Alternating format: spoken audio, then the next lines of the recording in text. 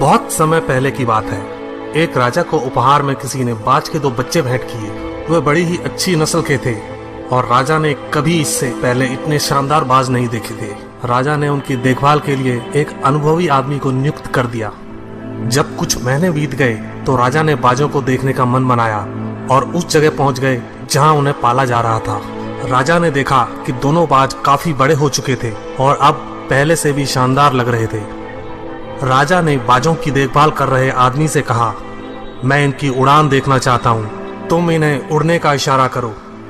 आदमी ने ऐसा ही किया। इशारा मिलते ही दोनों बाज उड़ान भरने लगे, पर जहाँ एक बाज आसमान की ऊंचाइयों को छू रहा था, वहीं दूसरा कुछ ऊपर जाकर उसी डाल पर आकर बैठ गया जिससे वो उड़ा था। ये देख राजा को कुछ अजीब लगा। क्या बात है, जहाँ एक बाज इतनी अच्छी उड़ान भर रहा है, वहीं ये दूसरा बाज उड़ना ही नहीं चाह रहा। राजा ने सवाल किया, जी हुजूर, इस बाज के साथ शुरू से यही समस्या है, वो इस डाल को छोड़ता ही नहीं।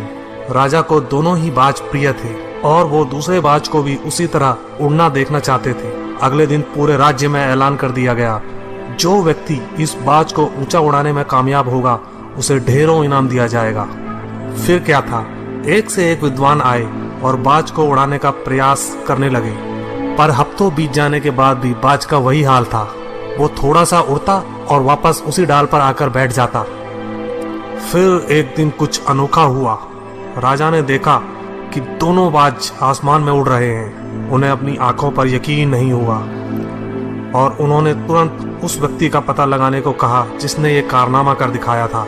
वह व्यक्ति एक किसान था। अगले दिन वह दरबार में हाजिर हुआ। उसे इनाम में स्वर्ण मुद्राएं भेंट करने के बाद राजा ने कहा, मैं तुमसे प्रसन्न हूँ, बस तुम इतना बताओ कि जो काम बड़े बड़े विद्वान नहीं कर पाए वो तुमने कैसे कर दिखाया। मालिक, मैं तो एक साधारण सा किसान हूँ, मैं ज्ञान की ज्यादा बातें नहीं जानता। मैंने तो बस वो डाल काट दी जिस पर बैठने का बाज आदी हो चुका था, और जब वो डाल ही नहीं रही तो वो भी अपने साथी के साथ ऊपर उड़ने लगा।